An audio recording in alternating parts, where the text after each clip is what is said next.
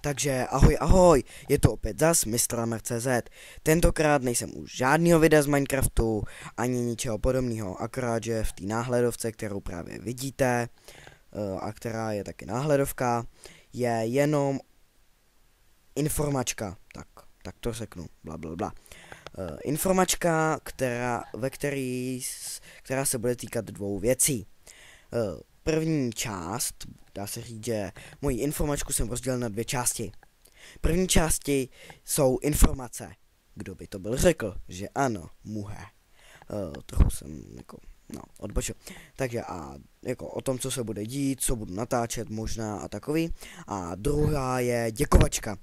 Protože to asi začnu, tak asi teďkon, pardon, děkovačka. Takže, teďko, ale jenom mi mluvit, omlouvám se. Nedávno, tak před 3 dnama, jsem přesáhl hranici 10 odběratelů.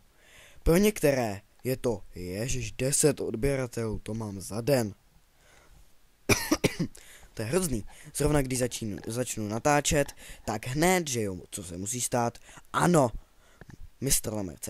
se musí odkašlat. No takže, abych to zkrátil. Takže děkuju za 10 odběratelů, a což je pro mě fascinující, že vůbec jako mi to někdo poskytl. Takže moc děkuju a plus ještě za těch 502 teďkon mám, jsem se před chvilkou koukal. Zhlédnutí, to je taky pro mě dost. Pro některý jako, ježišmarja, to je 1% z toho, co mám já, ale pro mě je to jako fakt neskutečný. Takže všem, kdo se na tomhle podíleli, kdo se koukli na moje videa a takový, koukli na moje videa, olajkovali je, sdíleli, nevím, jestli je vůbec sdíleli videa, koukali na videa, i když se koukli, tak vám za to fakt moc děkuju.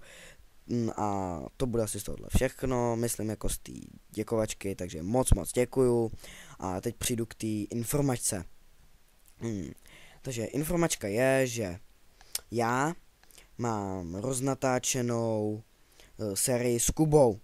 Problém je v tom, že Kuba buď nemůže, nebo prostě nemůže, byl předtím nemocnej a teďko nám nějak nefunguje server. Takže nefunguje server, takže to asi odložíme na trochu díl. Takže taková série prostě už na neto. Možná rozjedu sérii jako má někdo z Minuj, tak já budu mít ze serveru jménem Craftpark, nejdřív na něj udělám ukázku, neboli takový trailer, ne, tak to ne. No prostě ukázku na ten server a pak na něm budu asi hrát.